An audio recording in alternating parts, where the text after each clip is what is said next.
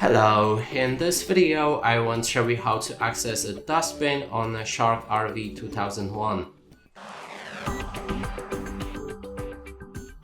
To do this, first you will need to find the button that is located right here. It also has the trash bin icon on it. Then we can press on it like this and pull it towards us. Then to access the dust, we'll need to use our two fingers and open the hatch like that.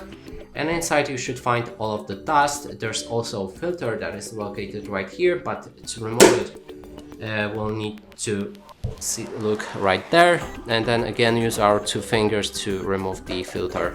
And that's it for this video. Hope you like it. Please consider subscribing to our channel, leave a like and a comment below.